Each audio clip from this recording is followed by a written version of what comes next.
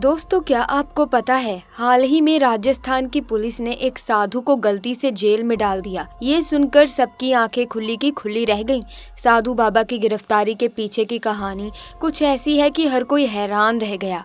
अब सोचिए, साधु की साधारण जिंदगी से लेकर जेल की 4 दीवारी तक का सफर कैसा होगा। चलिए जानते हैं इस अजीबोगरीब घटना के बारे में जिसने सबको हैरान कर दिया। दोस्तों, ये सच्ची घटना है राजस्थान की।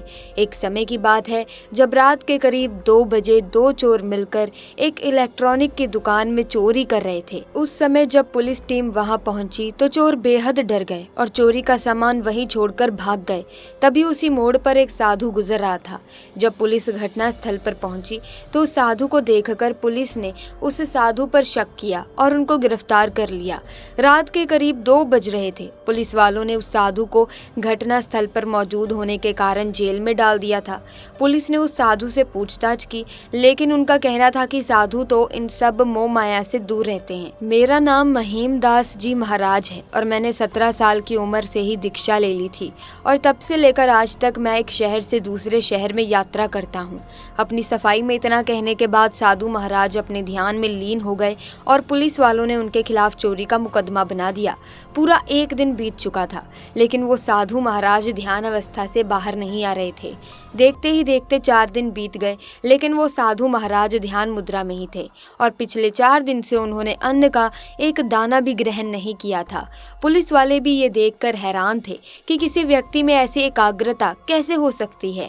और उस घटना के महज 3 दिन बाद राजस्थान के पुलिस थाने में एक ऐसा दिव्य चमत्कार हुआ जिसे देखकर सबके रोंगटे खड़े हो जाते हैं। दरअसल वही चोर जो बाड़मेर रोड पर चोरी कर रहे थे, वो अचानक से भागते हुए पुलिस स्टेशन में आ गए और जितना भी चोरी का सामान था वो सब जमा करा के खुद को दोषी ठहराया।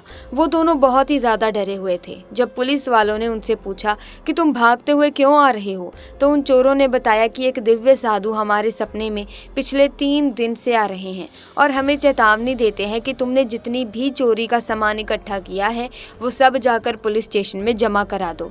पहले तो हमने इस बात पर ज्यादा ध्यान नहीं दिया, लेकिन उसके बाद हमारे जीवन में इतनी परेशानी आने लगी जिसके बाद हम पुलिस स्टेशन में आकर ये सारा सामान जमा कर रहे हैं। पुलिस ने उन दोनों चोरों को रिमांड पर ले लिया और कहा कि तुम दोनों की गलती की सजा पिछले 3 दिन से एक साधु को मिल रही है। लेकिन जब उन दोनों चोरों ने उन बाबा को लॉकअप में देखा तो उनके पसीने छूट गए, क्योंकि वो वही बाबा थे जो 3 दिन से उनके सपनों में आ रहे थे। पुलिस वाले भी ये बात जानकर आश्चर्यचकित रह गए। वो जान चुके थे कि ये कोई साधारण बाबा नहीं है, बल्कि एक दिव्य साधु है। जिसके बाद किसी तरह साधु महाराज को ध्यान मुद्रा से निकालकर उन्हें जेल से बाहर निकाला गया और पुलिस वालों ने उनसे माफी मांगी और उन्होंने भी दयालुता दिखाते हुए पुलिस वालों को माफ कर दिया।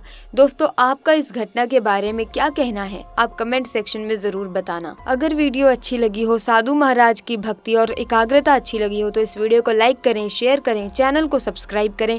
धन्यवाद।